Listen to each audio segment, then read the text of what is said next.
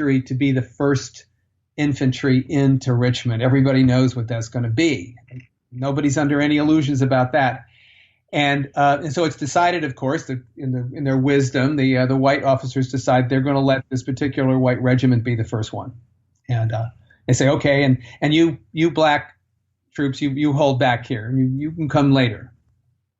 Except, so the white guys take off. The blacks then immediately, as soon as they're out of sight, they look around, they take off through the fields, and they are moving.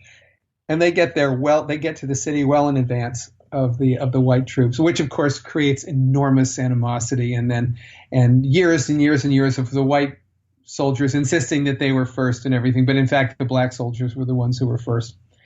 But anyway, to finish your question, right at the end of the war, it became really apparent to the South that, there was always this kind of choice that, there was this kind of choice toward the end of the war, I guess, that they didn't think they would ever have to make. And it was like between independence and slavery. It was not a choice that they would say, independence and slavery? No, we don't have to make that choice. We want to be the South free and have slavery. But as time went by, that became an ever more tenuous proposition, and on any number of levels. I mean, it was as so many Confederate critics of the war pointed out, is you've given the North the moral raison d'etre. You've given them the moral reason to win the war. You've given the Europeans the moral reason to stay out of the war. You've done, just get rid of slavery and we can, and it'll be easier. Anyway, toward the end of the war, and so there was a whole movement in the Confederacy to do this. Part of this was a sense and something that they had 4 million slaves in the South, plenty to tip the balance of power, or to equal it out anyway. And so, people had various theories about how to do this. You would, I think one of the strongest was probably that you would somehow impress the slaves from their owners, or they would volunteer them or something, and then you would offer them freedom in exchange for, they become freedmen in exchange for fighting for the South. However it was going to be done, and that was when it was eventually done. That was how it was done. But it got to the point where it was very, very shrill debate going on in Richmond about this, and of course people saying this is crazy. It's the reason we fought, and now you're going to take this away. And it went back and forth and so forth. And then finally, Lee himself came out and said, no, we need to draft black soldiers.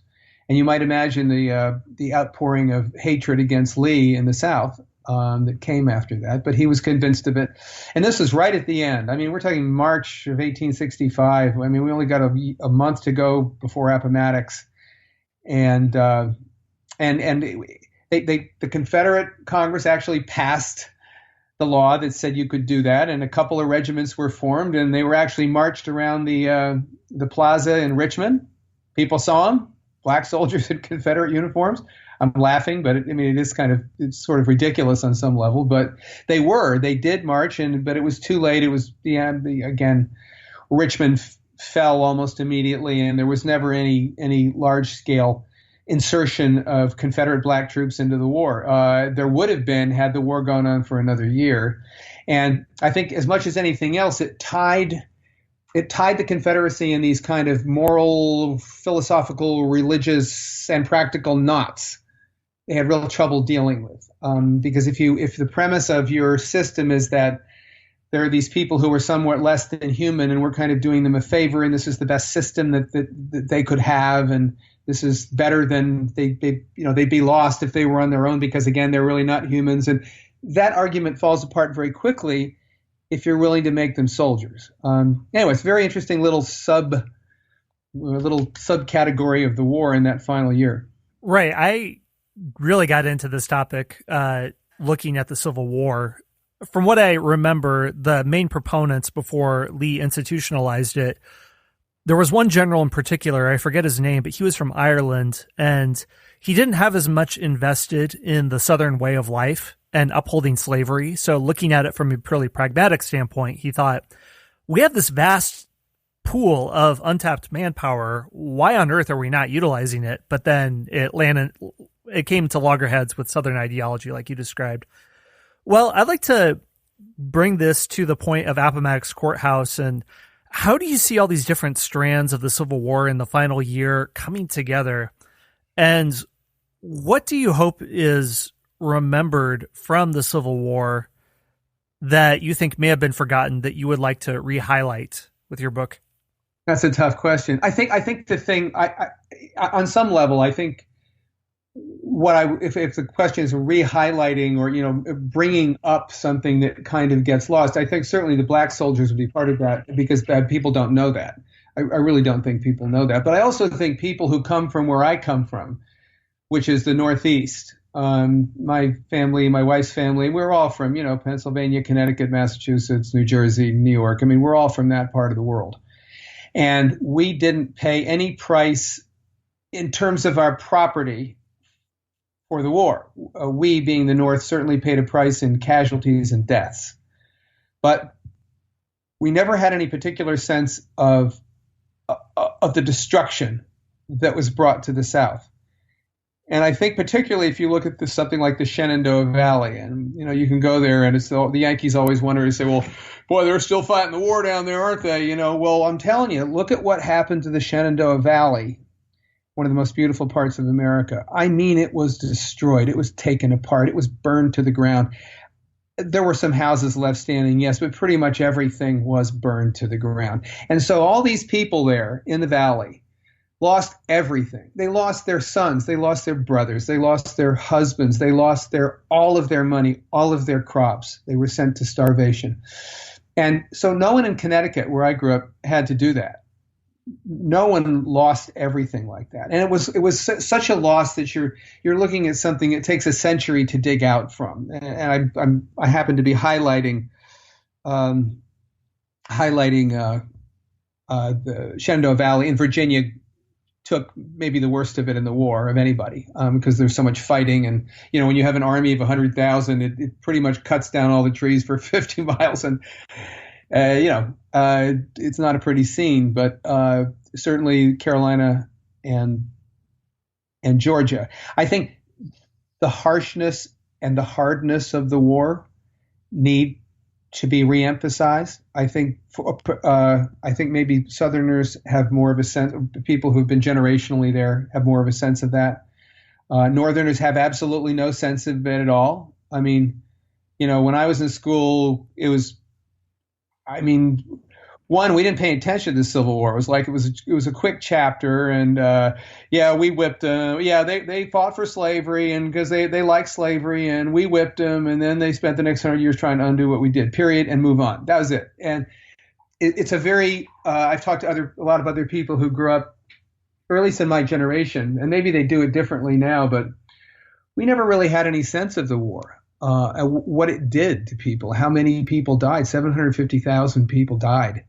When you look at the amount of wealth that was wiped out in the Confederacy, the amount of farm machinery, the amount, you name it, just completely the industrial capacity destroyed. I think the level, I put a picture of the cover of my book of the destruction of Richmond, because I wanted to bring this home.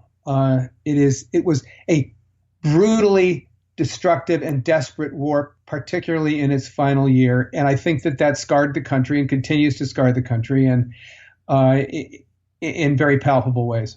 Well, there are definitely a lot of aspects of the Civil War and the legacy that many people say live on, and I think there's a lot of merit to that. So thank you for bringing all these stories to light. And if people want to check out more, your book is Hymns of the Republic, the story of the final year of the American Civil War.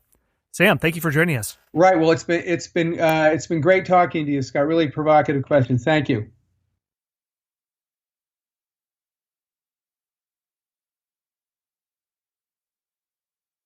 Well, that's all I have for today. There's probably a million other things that could be said, but I think this is a good stopping point. First off, I want to give a shout out to the Spy Masters for the Knowlton's Rangers. Vic Austin, Chris, Rob Matlock, Alan Baker, Beverly Engel, Jake Harrington, Todd Warren, William Ivey, Joyce Normant, Tyler from Colorado, Josh Reddick, Daniel Lawson, Marlene, Michael, Tim Clark, David Powell, Moondoggy from Ohio, Melissa, Christopher Main, Carl from Norway, and Baron Fraser. I'll explain what that is in a second.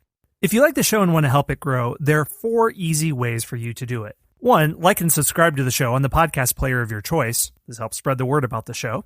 2, join our Facebook group. Here we can keep the discussion going about new episodes, and you can talk about what you like and didn't like. And you can find this group if you just search for History Unplugged on Facebook. 3, we have an online store with t-shirts, phone covers, and other accessories featuring awesomely bad history puns that were crowdsourced by you, the audience. And you can find that if you go to public.com and look for History Unplugged, or you just go to historyonthenet.com and look for our store there. 4, and this is really the best way to dive deep with History Unplugged, and that's to become one of the Knowlton's Rangers. If you know your American history, you know the Knowlton's Rangers were an elite spy and reconnaissance group in the American Revolutionary War, but it's also the name of the membership program of History Unplugged. You can join at 3 levels. If you join at the level of Scout, you can hear all the episodes of History Unplugged completely ad-free and get early access to new episodes, at least a week early. If you join at the Intelligence Officer level, you get special bonus episodes, like a 10-part series on the World War II hero Audie Murphy, a multi-part series called Ottoman Lives about different people in the Ottoman Empire, and a series called Rendezvous with Death that looks at biographical profiles of Americans who went to fight in World War I before America entered the war. The last level is Spy Master, where you get all that stuff, but you also get 3 hardcover history books: Forging a President, How the Wild West Created Teddy Roosevelt, Race to the Top of the World, Richard Byrd and the First Flight to the North Pole, and The Last Fighter Pilot, the true story of the final combat mission of World War II. Another bonus is, you can choose a history topic for me to focus on for an entire episode that can go up to an hour, and I'll answer whatever question you have for me, and you get a shout out at the end of each episode. If you want to learn how to become a member of the Knowlton's Rangers, go to patreon.com/unplugged. That's patreon.com/unplugged. All right, well, that is all for my spiel. Thanks for listening to the History Unplugged podcast, from ancient Greece to the Cold War and everything else in between. See you next time.